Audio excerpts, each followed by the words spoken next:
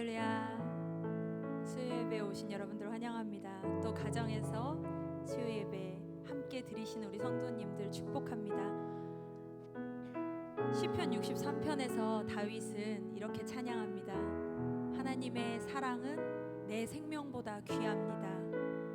메마르고 황폐한 그 광야 가운데에서 다윗은 하나님의 임재를 갈망했고 그 임재를 발견했을 때, 그 하나님의 권능과 그 영광을 발견했을 때 내 생명을 내주는 것보다, 내 생명을 내줄 만큼 그 임재를 사모합니다. 하나님의 사랑을 사모합니다 라고 고백했습니다. 우리 오늘의 예배 가운데 하나님, 이 예배가 하나님의 성소, 하나님이 거하시는 그 임재가 나에게 나의 생명보다 더 중요합니다, 예수님밖에 없습니다 라고 고백하는 그런 귀한 예배의 시간이 되길 기도합니다. 우리 함께 찬양하실까요? 나의 모든 것이 변해도 주님이 그 피로 구속하셨습니다. 주님만이 우리의 구원자이십니다 라고 고백하겠습니다.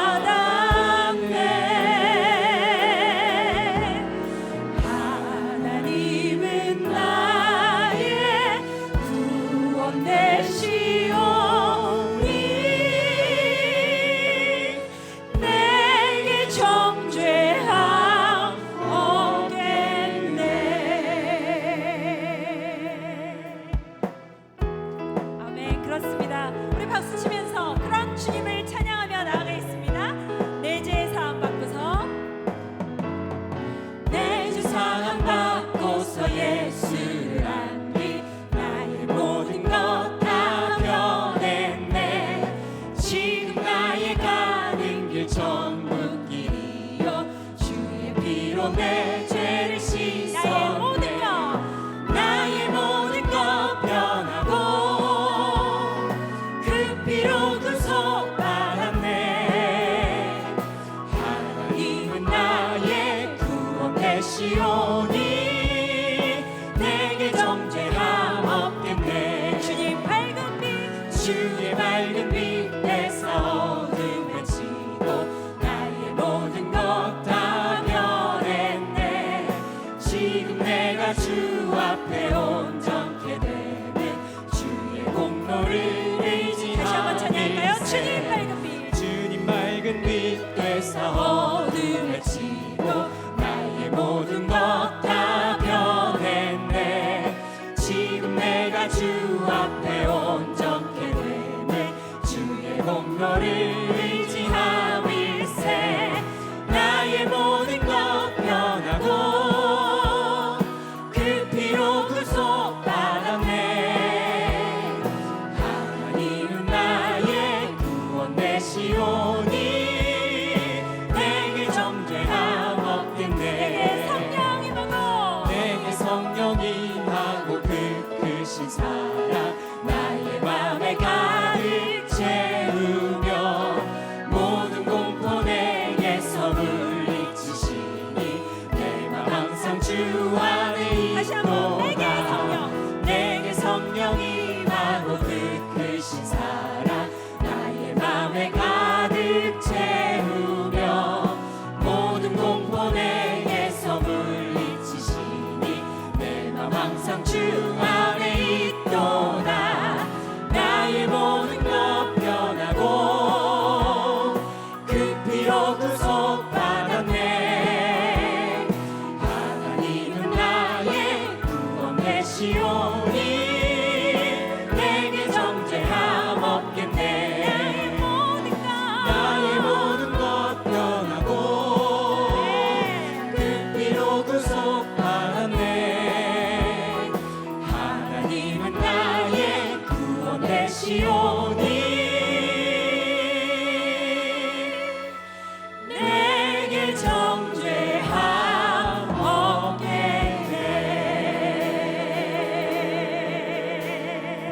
감사합니다 주님.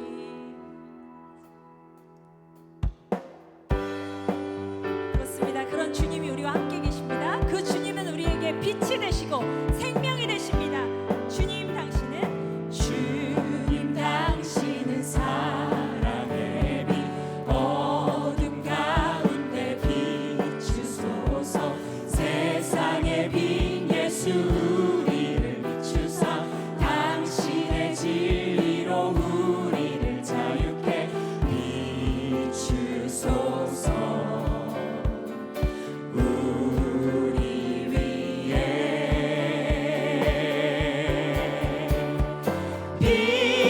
비추소서. 주님의 영광 온 땅 위에 부으소서. 내게 성령의 불을 넘치소서. 은혜와 긍휼을 열방 중에 전하소서. 빛 대신 주의 말씀.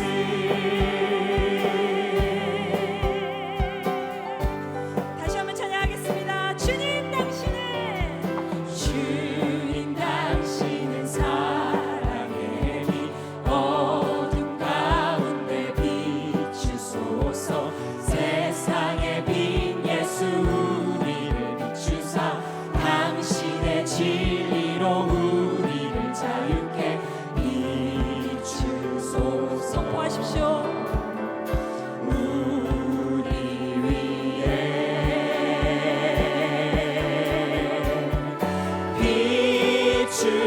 비추소서. 주님의 영광 온 땅 위에 부으소서. 내게 성령의 불을 넘치소서. 은혜와 긍휼을 열방 중에 전하소서. 빛 대신 주의 말씀. 비추소서. 주님의 영광 온 땅 위에 부으소서. 내게 성령의 불을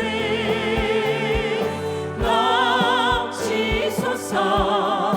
은혜와 긍휼을 열방 중에 전하소서. 빛 대신 주의 말씀. 비추소서. 주님의 영광 온 땅 위에 부으소서. 내게 성령의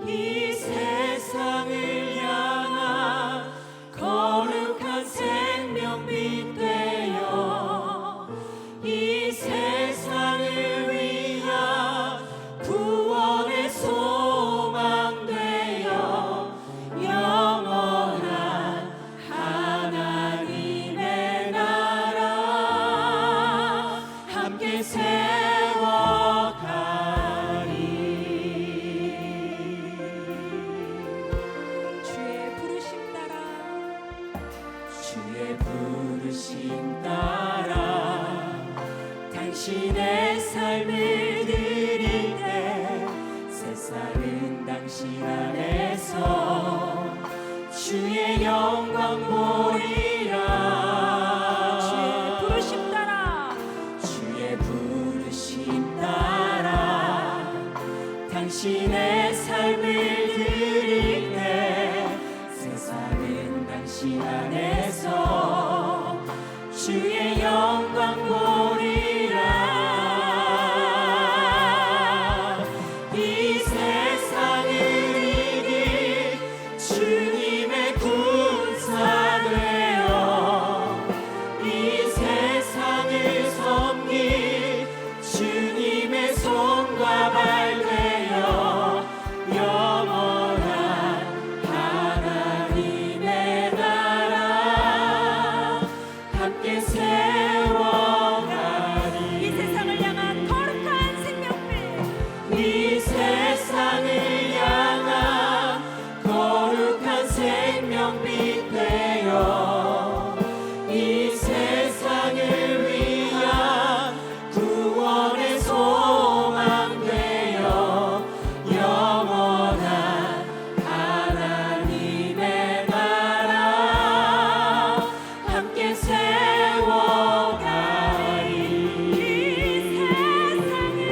이 세상을 이길 주님의 군사 되어 이 세상을 섬길 주님의 손과 발 되어 영원한 하나님의 나라 함께 세워가리.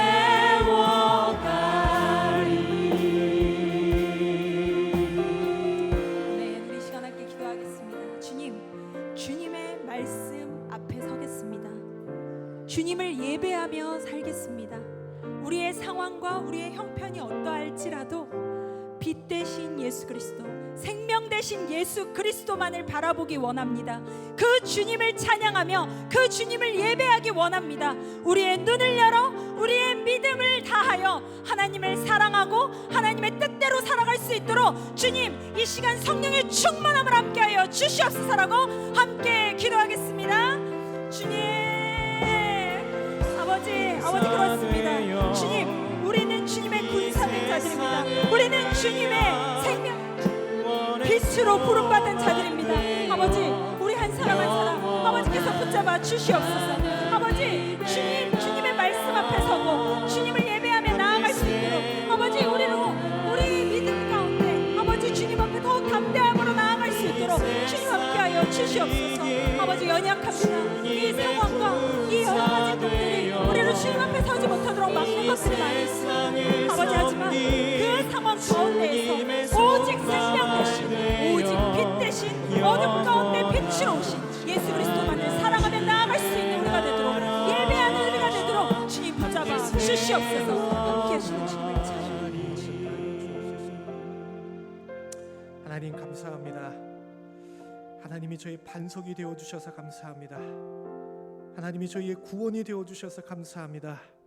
하나님 때문에 저희들이 크게 흔들리지 않을 수 있어서 감사합니다. 그 은혜 의지하고 그 은혜 저희들 갈망하며 이 자리에 나왔습니다. 주님, 다시 한번 저희들을 주님 품에 안아주시사 세상이 흔들리지 않는 하나님의 존귀한 자녀들로 굳게 세워 주시옵소서. 지치고 상한 흔적들이 있다면 깨끗하게 씻어 주시옵시고 새롭게 일으켜 세워 주시사 오직 주님 주신 평강과 기쁨과 담대한 믿음 가지고 이 땅을 향해 힘차게 달려나갈 수 있는 하나님의 자녀들 될 수 있도록 인도하여 주옵소서. 시종을 주님께 의탁합니다. 주님께서 함께 하실 걸 믿고 감사드리오며 예수 그리스도의 이름으로 기도합니다. 아멘. 수예배 나오신 우리 성도님들을 주님의 이름으로 환영하고 축복합니다. 우리 함께 찬양하면서 하나님의 사랑 변치 않는 그 진리를 감사함으로 우리 함께 고백하면 좋겠습니다.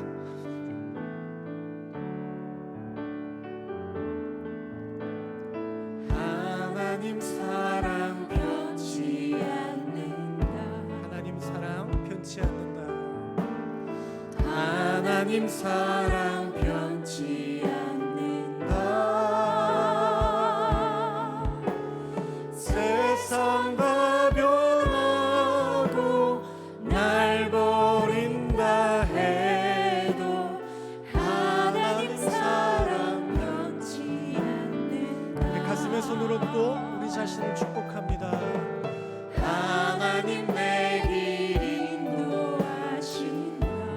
하나님 내 길 인도하신다. 하나님 내 길 인도하신다.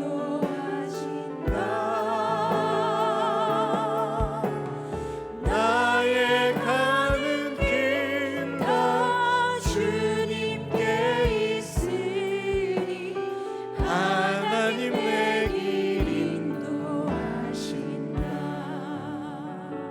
하나님께 감사의 박수 드립니다. 교회의 소식 알려드립니다.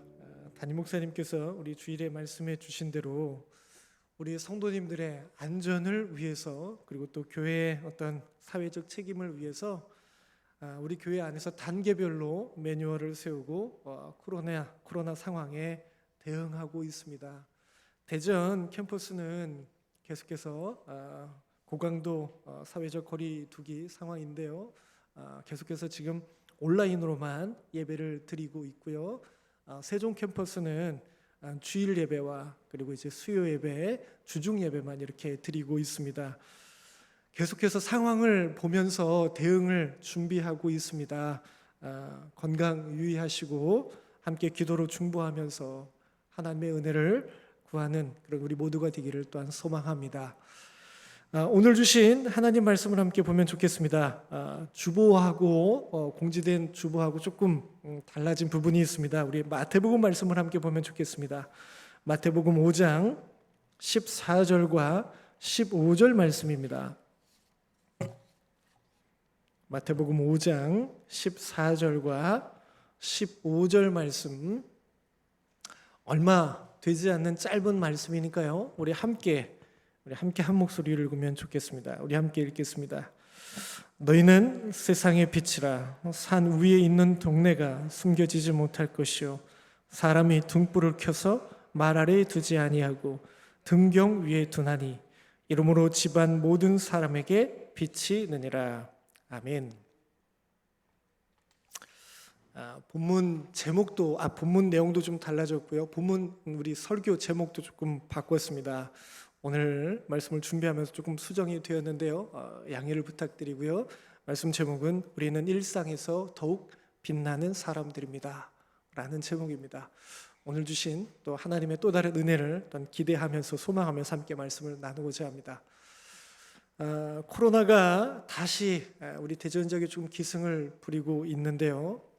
그런데 이제 교회가 다시 오픈을 할 때마다 감사한 사실이 있습니다. 그건 뭐냐면 우리 산성교회에 계속해서 새로운 우리 가족들이 찾아오고 있다라고 하는 사실입니다.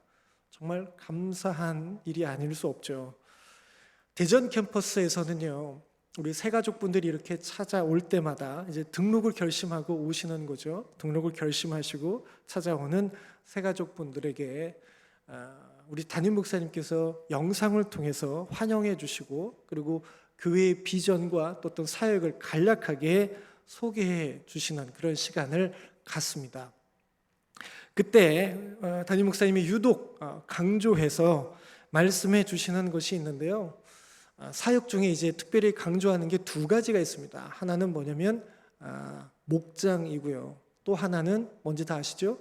101 새로운 삶 성경 공부입니다. 특별히 이 101 새로운 삶 성경 공부는 어떻게 보면 이제 우리가 그냥 신앙생활을 해왔던 부분들이 있다고 한다면 다시 한번 좀 우리의 신앙을 점검하도록 그런 돕는 시간이 되고요. 또 한 가지 더 중요한 게 있다면 우리 산성교회 공동체 안으로 들어오는 아주 중요한 디딤돌과 같은 그런 시간이 되기 때문에 아주 중요한 의미가 있죠.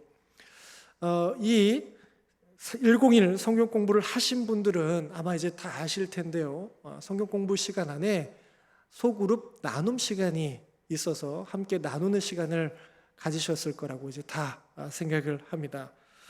이제 처음 우리 특별히 또 세종 캠퍼스 같은 경우에는 처음 이 공부를 하신 분들이라고 한다면 뭐 소그룹 나누는 시간이 있었나 보다라고 그냥 당연하게 생각하실지도 모르겠어요. 그런데 처음부터 이 소그룹 나눔 시간이 성경 공부 시간에 포함되어 있었던 것은 아닙니다. 세종 캠퍼스가 시작하면서부터 이 소그룹 나눔 시간이 시작이 되었는데요. 혹시 이유를 알고 계십니까? 가장 큰 이유는 이거예요. 교회를 안전하게 지키기 위해서입니다. 세종 캠퍼스에 찾아오시는 우리 성도님들 가운데 혹시나 어떤 이단의 계획적인 정착이 있지는 않을까 하는 그런 마음에서 소그룹 나눔 시간을 이제 준비하게 된 거죠.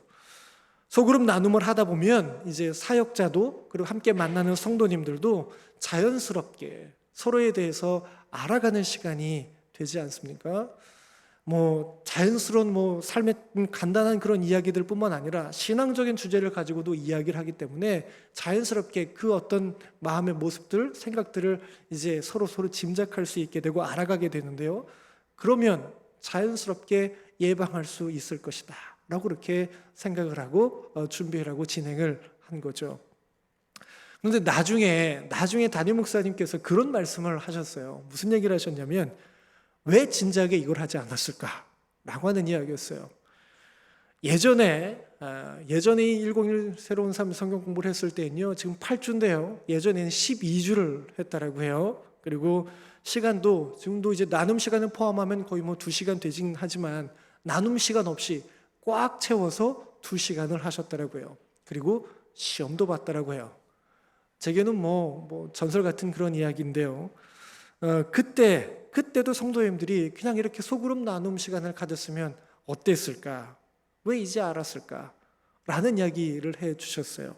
그만큼 소그룹 나눔 시간 때문에 101 새로운 삶 성경 공부가 이전보다 더 좋은 시간이 되었다는 그런 이야기를 해 주신 거죠.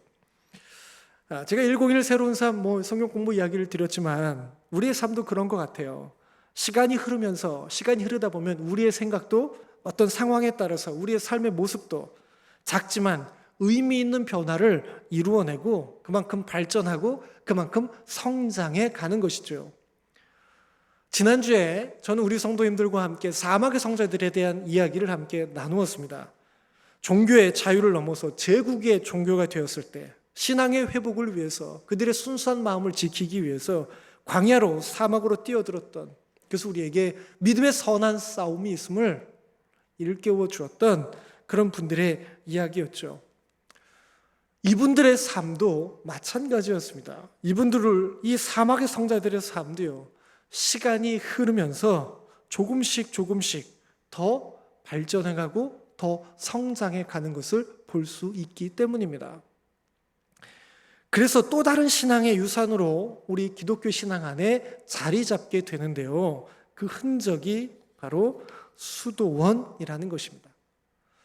그래서 저는 오늘 우리 성도님들과 함께 수도원에 대한 이야기를 함께 나누고자 합니다. 수도원의 이야기하고 사막 성자들의 이야기하고는 어떻게 보면 다를 게 없는 것처럼 보일지도 모르겠습니다. 유사한 부분이 많기 때문입니다. 이들은 모두 광야와 사막으로 들어간, 그래서 세속과 일정 부분 거리를 두었다라고 하는 점에서 비슷한 모습이 있죠. 그리고 그 안에 어떤 스승이 있고 제자들이 있어서 함께 경건 생활에 힘썼다라고 하는 점도 유사하게 볼 수 있습니다. 하지만 앞서 말씀드렸듯이 작지만 어떻게 보면 또 다른 발전과 어떤 성장하는 모습을 볼 수 있는 또 다른 차이점도 분명히 이 안엔 존재합니다. 무엇보다도요, 수도원은요, 더욱 규칙적이고요, 더욱 체계적이고요, 더욱 엄격한 공동체로 발전하고 성장했다라고 하는 점에서 그렇습니다. 그리고 또 하나는 그 삶을 지금까지도 계속해서 지속해 오고 있다라고 하는 점에서도 그 차이점을 찾아볼 수 있을 겁니다. 이렇게 수도원이 성장해 간 과정을 잠시 좀 살펴보고 싶은데요. 사막의 성자들에게서 빠질 수 없는 사람을 안토니우스라고 해서 우리가 한번 살펴본 바 있죠. 수도원의 이야기에서도 그렇게 보면 이제 빠질 수 없는 사람이 몇몇 있는데 그 중에 한 사람이 파코미우스라고 하는 사람입니다. 이 파코미우스라고 하는 사람은요, 수도원의 어떤 공식적인 시작이 된다라고 하는 점에서 중요한 의미를 찾아볼 수 있습니다. 이 파코미우스가 처음부터 신앙생활을 했던 사람은 아니었습니다. 이 사람은 예수님을 믿는 사람이 아니었습니다. 이 사람은 젊은 시절에 이제 로마 군인으로 복역을 하게 되었는데 이집트에 주둔한 군대 안에 이제 복무를 했어요. 테베에서 지내고 있는데 한 무리의 그리스도인들을 만나게 됩니다. 그리고 그리스도인들의 어떤 사랑의 수고, 우리가 제일 처음에 함께 나눈 바가 있죠. 사랑의 수고, 어떤 사랑의 헌신적인 모습을 접하고 경험하게 됩니다. 그 모습을 통해서 감동을 받게 되는데요. 이게 계기가 되어서 결심하게 됩니다. 내가 이 군 복무 기간이 끝나면 세례를 받고 그리스도인으로 살아가겠다라고 그렇게 다짐을 하게 됩니다. 그리고 실제로 이제 나중에 군대에 나오고 나서 전역을 한 뒤에 세례를 받고 그리스도인이 되는데요. 지역교회에서 처음 신앙생활을 시작하게 됩니다. 그런데 안에 갈망이 많이 있었던 거죠. 그 갈망을 가지고 이제 깊은 사막으로 들어가게 됩니다. 그럴 때 환상 가운데 이런 음성을 들었다라고 합니다. 그 음성이 뭐냐면 이런 인용본을 제가 준비해 왔는데 한번 보여주시겠어요? 네, 제가 읽어드리겠습니다. 사람을 섬기라. 사람들의 영혼을 빚어 하나님께 순전하게 바치라. 이 음성을 이제 환상 가운데 받게 되는 거예요. 파코미우스는 이 음성을 이제 자신의 형제 팔라몬을 비롯한 이제 몇몇 사람들과 함께 공동 생활을 하는 어떤 그런 경건 어떤 공동체 수도원을 시작하는 것으로 순종하게 됩니다. 이 파코미우스가 세운 이 공동체는요, 조금 차이점이 있다라고 한다면 구별된 예배당이 있었고요, 그리고 어떤 숙소가 있었고요, 그런 건물들이 이제 있었던 거예요. 어떤 격리된 공간 안에 예배당, 숙소, 식사할 수 있는 곳 이렇게 공간들이 배치가 되어 있었던 것이죠. 그리고 이 모습이 사실은 전형적인 어떤 수도원의 모습이라고 할 수 있는데요. 그 안에서 체계적으로 이제 조직을 갖추게 됩니다. 두 수도사를 작은 방 하나에 함께 생활하게 하고요. 이 숙소엔 이런 방이 10개가 있어서 20명 남짓의 이 생활하는 수도자들이 있었다라고 합니다. 그냥 이제 생활할 수 없으니까 정규 일과를 만들었다라고 해요. 아침에 기도로 시작을 한 다음에 노동을 했고요. 그리고 저녁에 다시 모여서 성경을 암송했고요. 그리고 신학을 토론했고요. 그리고 잠을 자기 전엔 다시 암송을 하고요. 기도를 하고요. 그러면서 하루의 일과를 이제 마무리를 한 거예요. 이렇게 볼 때 이제 왜 중요하냐면 이 파코미우스가 이런 모습을 통해서 수도원의 외적인 형태를 갖추고요, 내적인 어떤 생활의 형태까지 갖추었다라고 볼 수가 있습니다. 그러니까 수도원의 어떤 공식적인 시작을 알린 사람이다라고 볼 수 있는 거죠. 이렇게 시작된 수도원은 주위로 이제 확산되기 시작합니다. 파코미우스가 이집트에서 이 수도원을 시작을 했는데요, 이집트 밖에서도 이 수도원이 세워지기 시작한 겁니다. 이때 좀 살펴볼 수 있는 인물은 바실리우스라고 하는 사람입니다. 이 사람은 이제 복음이 막 전파되기 시작할 때 소아시아 지역에 바울이 선교 여행을 떠나지 않습니까? 그 소아시아 지역에, 지금의 터키 지역에 특별히 그쪽에서 부유한 그리스도인의 가정에서 성장을 했다라고 해요. 그런데 이제 잠시 방황하는 시간도 겪게 되는데 그때 이 바실리우스가 여행을 떠나게 되었더라고요. 근데 이 여행을 어디로 떠나냐면 이집트로 떠난 거예요. 이집트에 있는 수도원을 그리고 경험하게 되는 거예요. 그리고 그것이 계기가 되어서 믿음의 길로 돌아오게 되고요. 나중에는 이 터키의 카이사리아의 주교가 되게 됩니다.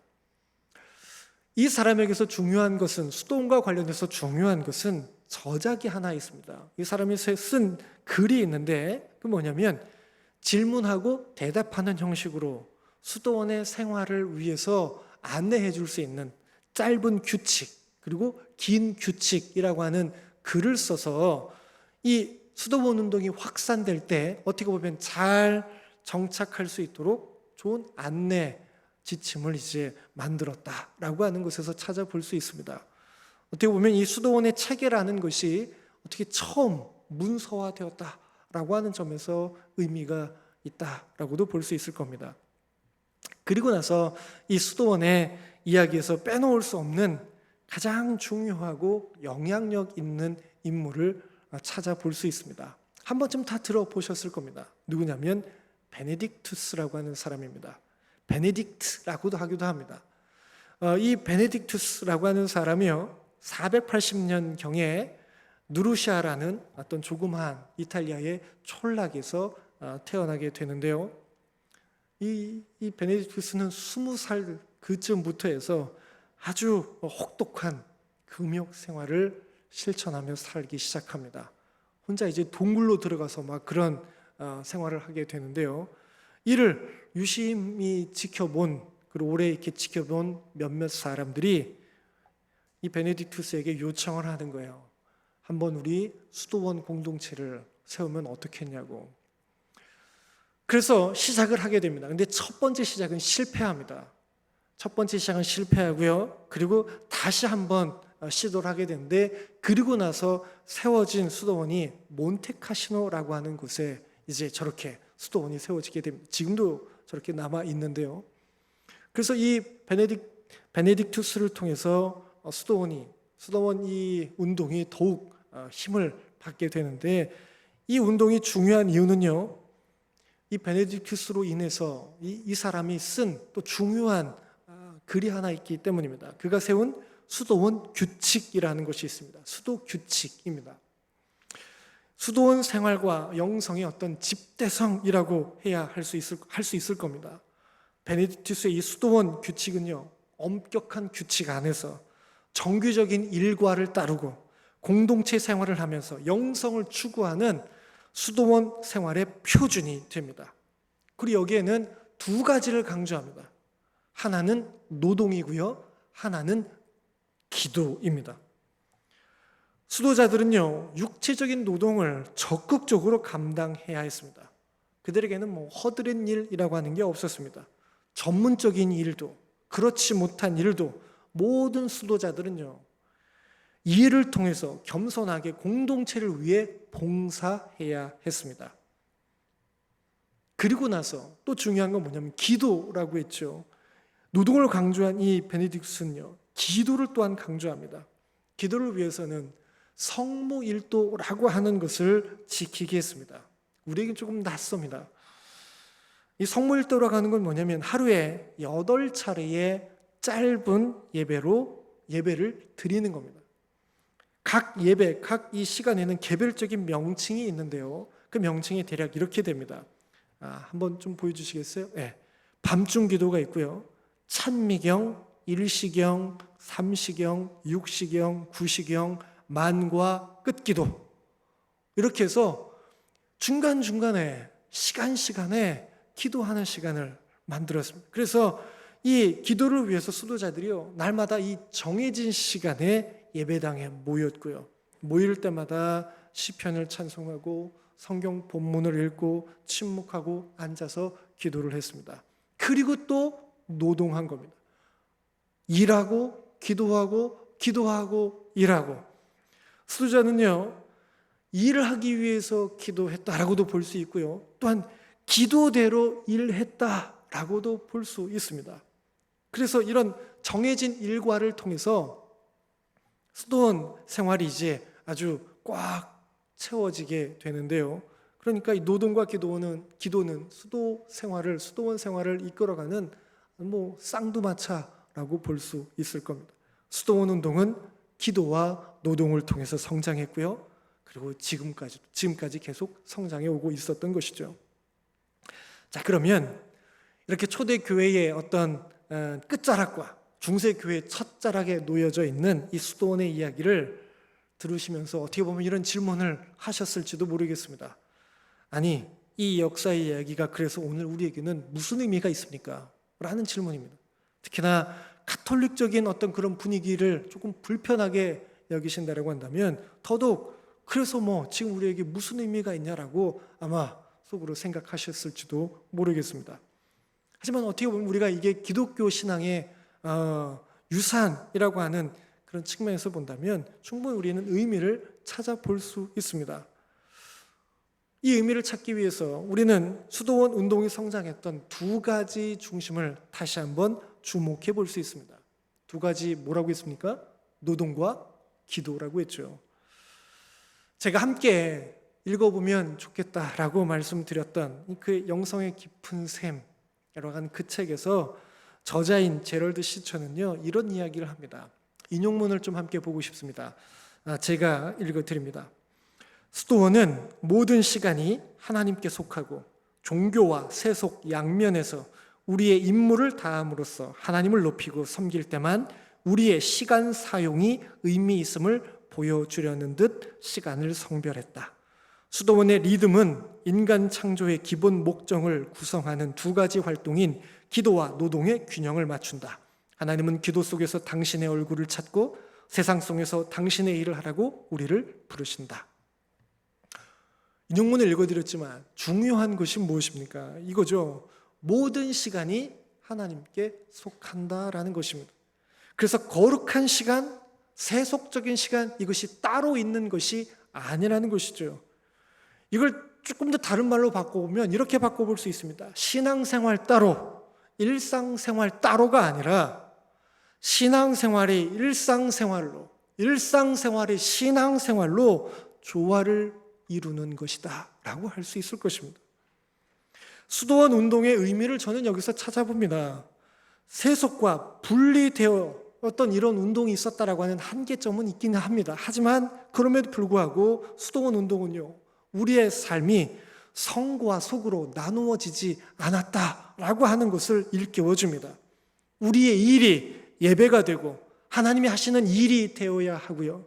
또한 우리의 예배가 또한 우리가 감당해야 되는, 우리가 마땅히 해야 될 가장 중요한 일이라고 하는 사실을 우리에게 분명히 일깨워 주고 있는 것이죠. 그래서 저는 이것을 이렇게 좀 고백하고 싶습니다. 이건 일상의 영성이라고 하는 겁니다. 일상에서 더욱 빛나는 영성입니다. 이게 두 번째 우리가 함께 살펴볼 내용입니다. 실제로 수도원 운동은요, 노동과 기도의 균형을 추구함으로써 수도원을 넘어서 일상의 자리에도 선한 영향력을 미쳤습니다. 가장 주목해 볼 수 있는 것은요, 수도원을 통해서 맺었던 선교의 열매가 있었다라고 하는 사실입니다. 여러분 신기하지 않습니까? 수도원과 선교가 어떻게 연결될 것 같지 않은데 연결되고 있다는 게 좀 신기하지 않으세요? 베네딕토 수도원은요, 선교 사역이 아주 뛰어났다라고 해요. 이 수도자들은 유럽을 침략했던 부족 그 집단들을 위해서 자신들이 무엇을 할 수 있을까를 고민했고요. 그러면서 그들이 가장 잘할 수 있는 것이 뭐겠어요? 수도원을 세우는 거겠죠. 수도원을 세우기로 했습니다. 어디 가서 세우겠어요? 그들 속에 들어가서 세우기로 합니다. 그래서 유럽의 외딴 지역으로 가게 됩니다. 그리고 그 속에서 사람들을 만납니다. 지역 사람들을 만납니다. 그들의 언어를 배웁니다. 그들과 지속적인 교류를 하게 됩니다. 그러면서 기독교 신앙을 소개하고 그 속에서 수도 공동체를 세우고 사람들을 그 안으로 데리고 오기 시작하는 거죠. 그곳에서도 수도자를 키워냄으로써 선교의 열매를 맺게 된 겁니다. 대표적인 사람이 있습니다. 보니파키우스라고 하는 사람입니다. 이 보니파키우스라고 하는 이 사람은 게르만족의 사도라고 이렇게 알려진 인물입니다. 이 사람은 아일랜드에 세워진 베네딕투 수도원에 들어갔는데요. 거기서 이제 신앙훈련을 받은 다음에 게르만 지역으로, 지금의 독일 지역으로 선교 활동을 떠나게 됩니다. 그의 일화를 보여줄 수 있는 상징하는 그림이 있는데요. 이 그림을 보면 어떻게 보면 그가 어떤 일을 했는지를 짐작하게 됩니다. 뭐 도끼가 있고 나무가 이렇게 부셔져 있는 걸 볼 수 있으신데요. 그가 선교 활동을 떠났던 그 곳에는요, 게르만 사람들이 우상으로 섬겼던 그런 어떤 신이 있었다라고요. 뭐 주피터 신이라고 이렇게 이야기를 하는데요. 그 신을 위해서 봉헌된 나무가 있었다라고 합니다. 어디나 사람 의식은 비슷한 거죠. 선앙당을 세우는 것처럼 뭐 이렇게 나무를 세워놓고 이 사람들 이제 신에게 봉헌한 그런 특별한 나무로 섬겼던 것이죠. 나름 이제 영험하다고 그렇게 알려져 있던 나무였을 텐데요. 근데 그 나무를 이 보니파키우스가 도끼를 들어서 찍어서 넘어뜨리는 거예요. 그리고 그 나무를 가지고 교회를 세우는 겁니다. 이것이 이제 결정적인 계기가 된 거예요. 그리고 이런 활동을 통해서 여기에 멈추지 않고 이 보니파 교수는 나중에 네덜란드로 선교를 하게 되고요. 거기서 순교도 하게 됩니다. 뿐만 아닙니다. 교육과 학문 활동에서도요, 이 베네딕투 수도원은 중요한 역할을 감당했다라고 합니다. 유명한 학자가 있습니다. 베다라고 하는 학자가 있는데 이 사람이 쓴 저작 중에 뭐가 있냐면 잉글랜드 교회사라고 하는 책이 있더라고요. 그런데 이 책이 뭐 교회사인데 왜 그렇습니까? 라고 물어볼 수 있는데 이 연구 방법에 있어서 큰 공헌을 남겼다라고 하는 측면에서 의미가 있습니다. 자료의 수집, 분석, 문헌의 신빙성 검증, 뭐 해석 이런 연구 방법에 있어서 이후에 아주 좋은 선례를 남겨주어서 발전하게 된 계기가 되었다라는 거죠. 그리고 엘퀸이라고 하는 사람은요, 학교를 세워서 또 공헌을 하게 됩니다. 교육 환경을 개선시키는데 공헌을 하게 되는 그런 인물이었죠. 이 모든 것들이 무엇이겠어요? 수도원 안에서 갇혀 있었던 것만 아니라 넘어서서 일상의 자리까지 나아가서 열매 맺었다라고 하는 것을 보여주는 것이 아닌가 우리가 생각해 볼 수 있는 겁니다. 썬데이 크리스천이라고 하는 말을 들어보셨을 겁니다. 주일만 크리스천이라는 뜻이죠. 조금 뭐 다르게 바꾸면 교회에서만 크리스천이라고도 아마 바꿔볼 수 있을 것 같습니다. 그러니까 일상에서는 누구인지 모르게 살아갈 때가 많은, 어떻게 보면 우리의 슬픈 자화상적인 모습을 그렇게 보여주는 단어라고 할 수 있을 겁니다. 자, 그런데 우리는 크리스천이지 썬데이 크리스천은 아니죠. 예수님은 오늘 우리에게 말씀을 통해서 분명하게 전해주십니다. 오늘 말씀을 다시 한번 우리 함께 읽고 싶습니다. 우리 마태복음 5장 14절과 15절 말씀인데요, 우리 말씀 함께 한 목소리로 봉독합니다. 너희는 세상의 빛이라. 산 위에 있는 동네가 숨겨지지 못할 것이요 사람이 등불을 켜서 말 아래에 두지 아니하고 등경 위에 두나니 이러므로 집안 모든 사람에게 빛이 느니라. 아멘. 예수님은 우리를 향해서 뭐라고 말씀하세요? 세상의 빛이라고 말씀하세요. 우리는 세상에 발딛고 세상 속에서 살아가야 하는 사람들이라는 것이죠. 우리가 정말 빛나야 할 자리가 있다면 어디라는 거예요? 세상 속에서 빛나는 거죠. 세상 속에서, 가정 속에서, 우리 일터 속에서 우리는 더욱 빛을 드러내야 마땅한 그런 하나님의 자녀들이라는 사실을 다시 한번 우리들에게 일깨워 주시는 겁니다. 일상은 우리의 숨는 자리가 아니라 도리어 우리가 자연스럽게 드러나야 하는 자리인 것이죠. 그것을 위해서 우리는 예배를 드립니다. 그것을 위해서 우리는 교회에 옵니다. 그것을 위해서 우리는 이 예배를 통해 교회 안에서 훈련받는 것입니다. 이것이 우리가 추구해야 되는 일상의 영성이 아닐까요? 예전에 레위기 말씀으로 새벽 말씀을 묵상할 때였습니다. 레위기에 관한 이제 함께 새벽의 말씀을 나누기 위해서 참고한 이런저런 책들을 보다가 일종의 주석책을 읽었는데요. 그 책에서 묵상을 통해서 알지 못하게 된, 그래서 아주 더 새롭게 인상 깊게 깨달은 그런 내용이 있습니다. 그 책은 레위기의 신학과 해석이라고 하는 책이었는데요. 이런 내용이었어요. 레위기에서 보면, 레위기 말씀 좀 보셔서 알겠지만 항상 성경책 열심히 읽다가 항상 우리가 넘어지는 대목 아니에요? 여러 가지 법들이 많이 나오니까. 근데 보면 부정함과 정결함이 있고 거룩함과 속됨의 구분이 아주 선명하게 드러나는 그런 책이죠. 이걸 가만히 들여다보면 부정함과 어떤 속됨이 전염성을 강하게 지니고 있음을 보게 됩니다. 그래서 부정함이 언제나 거룩함을, 어떤 정결함을 이렇게 무너뜨리는 그런 모습을 보게 되는데요. 그래서 구약을 보면 늘 부정한 것을 경계하라는 말씀을 들을 수가 있습니다. 부정한 것들은 만지지도 말라고. 그래서 시체도 만지지도 말고, 유출병에 걸린 사람도 만지지 말고, 피부병에 걸린 사람도 만지지 말라고 그렇게 이야기하죠. 그것이 사람을 더럽히고 그것이 성소를 더럽히기 때문에. 그래서 항상 보면 구약에서의 관건은요, 부정결의 접근을 철저하게 차단하는 데 있습니다. 구별하는 데 있습니다.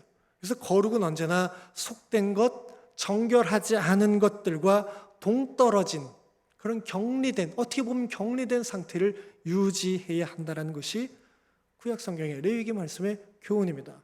더럽혀졌으면 그것을 깨끗하게 하기 위해서 여러 가지 제의 절차를 거쳐야 된다. 라고 하는 게 레위기의 말씀이기도 하죠.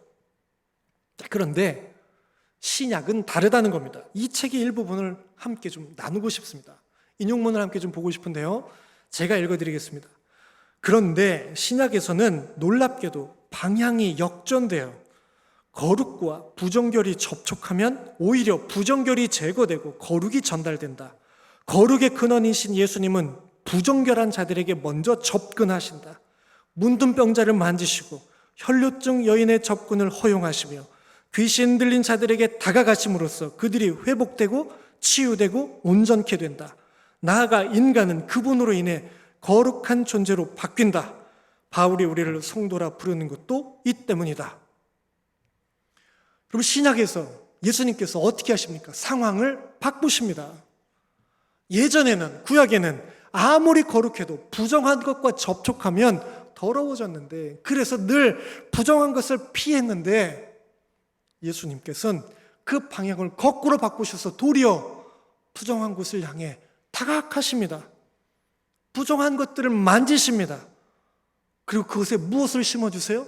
거룩함을 심어주시는 거예요. 그래서 그 책은요, 이렇게 결론을 맺었어요. 이것도 함께 좀 인용문을 보고 싶은데요, 제가 읽어드리겠습니다. 우리에게 주어진 거룩은 그리스도의 거룩과 같이 전염성을 지닌다. 우리를 통해 하나님의 거룩이 발산된다. 우리가 거룩을 선포함으로써 내가 있는 곳, 나의 주변과 이웃이 거룩해질 수 있다. 세상을 거룩하게 할 능력이 이미 우리에게 주어져 있는 것이다. 세상을 거룩하게 할 능력이 이미 우리에게 주어져 있다. 이 말이 얼마나 인상 깊게, 얼마나 제게 새롭게 다가왔는지 모릅니다. 그래서 우리를 통해서 그 거룩함이 발산될 수 있다는 것, 우리의 삶의 자리가, 우리의 주변이, 우리 이웃이, 우리의 가정이 다름이 아니라 우리 예수 그리스도를 믿는 우리 그리스도인들을 통해서 거룩해질 수 있다는 것, 달라질 수 있다는 것, 새로워질 수 있다는 것, 이게 얼마나 감사하게 다가왔는지 모릅니다. 우리는 세상에 영향을 받는 사람들입니다. 하지만 언제나 부정적인 영향, 그것을 받아서 늘 그것에 아파하고 힘들어하는 인생이 아니라 도리어 그 아픔과 어떻게 그 어려운 분들 우리는 바꿔낼 수 있는 능력을 가진 사람이라는 거, 얼마나 귀하고 복된 일인가요? 그래서 예수님께서 이렇게 말씀하신 것이죠. 너희는 세상의 빛이다. 세상의 빛이 될 거야 라고 한 게 아니라 앞으로 내가 너를 세상의 빛으로 만들 거야, 이렇게 그냥 미래적인 의미에서 말씀하신 게 아니라 지금, 오늘부터, 여기에서부터 너희는 세상의 빛이야 라고 주님이 우리에게 말씀해 주시는 거죠. 그래서 우리의 일상을 더욱 빛나게 할 수 있는 사람들이 바로 우리라고 예수님은 우리들에게 말씀해 주시는 거죠. 이미 우리에게는 무엇이 있습니까? 거룩함의 능력이 있다라는 거죠. 그런 말씀을 마칩니다. 세상 속에서 우리는 빛으로 살아갈 수 있는 능력을 허락받은 사람들입니다. 우리 일상의 자리인 가정과 일터에서 때로는 보잘것없어 보이는, 때로는 너무나 작고 연약하게만 보이는 그런 우리의 현실일 수도 있고요, 때로는 너무나 어둡게만 보이는 그런 현실 속에서도요, 우리는 이 일상을, 이 현실을 거룩함으로, 사랑으로, 희망으로 바꿔낼 수 있는 능력을 받은 사람들입니다.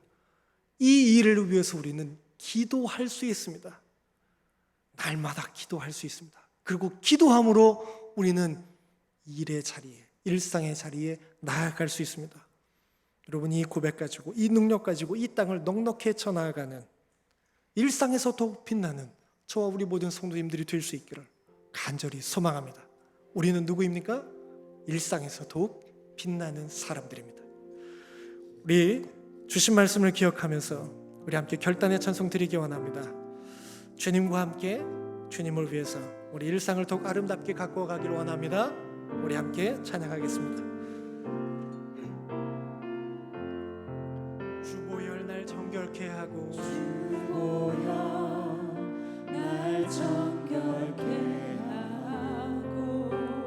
보혈 날 자유케 하니 주 보혈 날 자유케 하니 주 앞에 나 예배하는 이 시간 주 앞에 나 예배하는 이 시간 나의 모든 것을 주께 나의 드리네 모든 것을 주께 드리네 주의 손 날 위에 찢기셨고 주의 손 날 위에 찢기셨고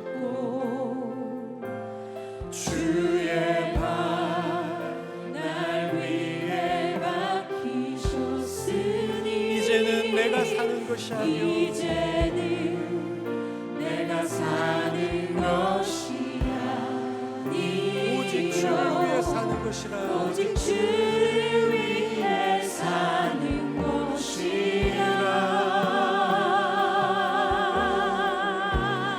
주의 손에 나의 손을 포개고 주의 손에 나의 손을 포개고 주의 발에 나의 발을 포개요 주의 발에 나의 발을 포개요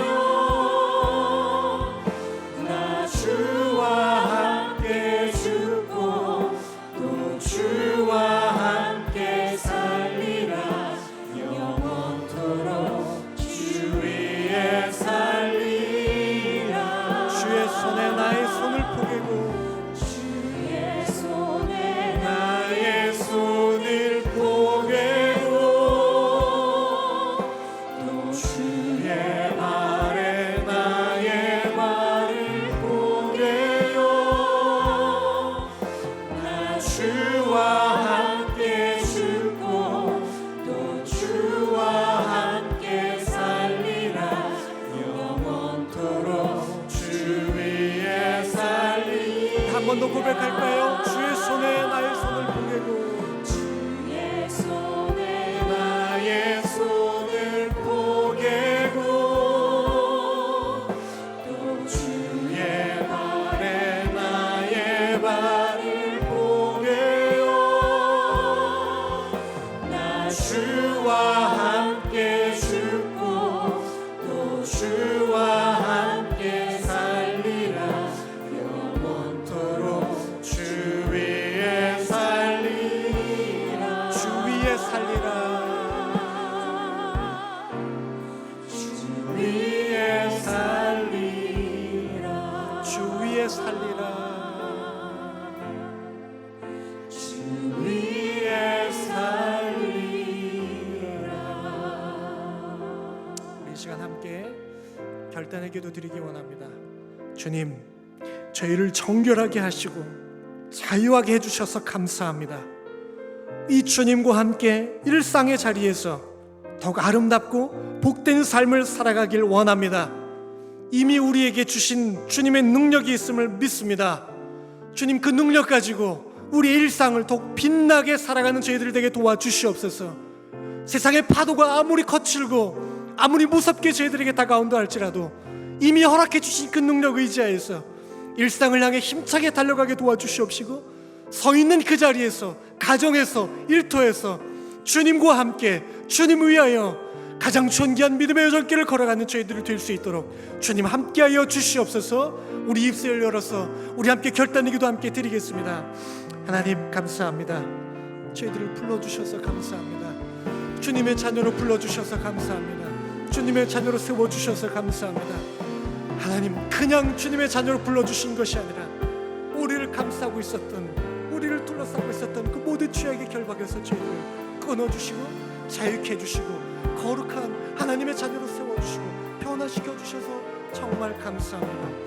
아버지 하나님, 주님께서 하신 일, 그 놀라우신 은혜를 저희들이 잊지 않기를 원합니다. 기억하기 원합니다. 주님이 바꿔주신 새로운 인생, 주님이 변화시켜주신 그 새로운 모습 안에 이미 저희들에게 하나님이 주신 놀라운 능력이 있음을 믿습니다.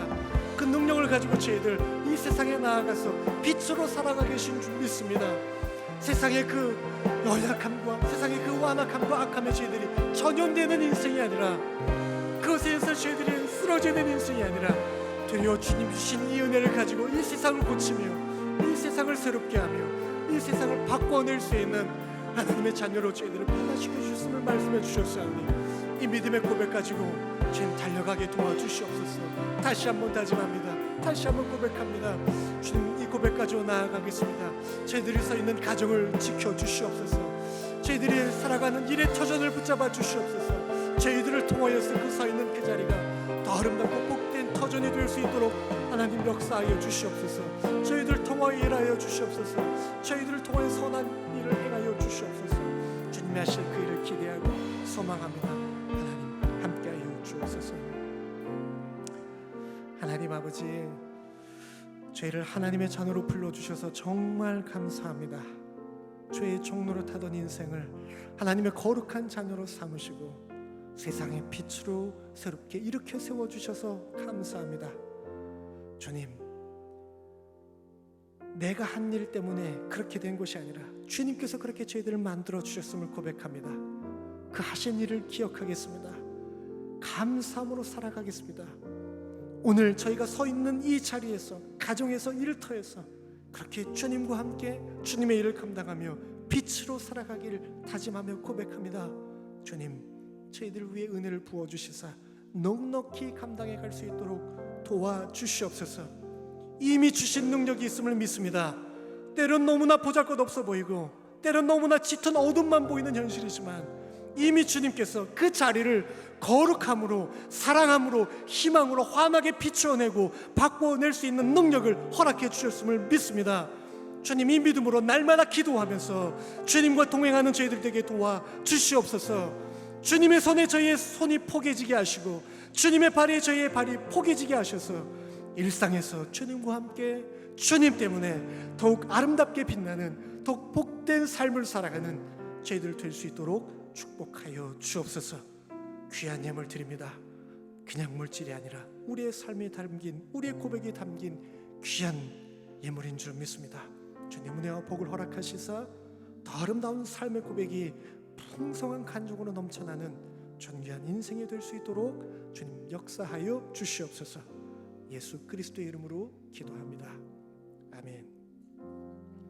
우리 함께 일어나셔서 주기도문 찬양하심으로 예배를 마칩니다.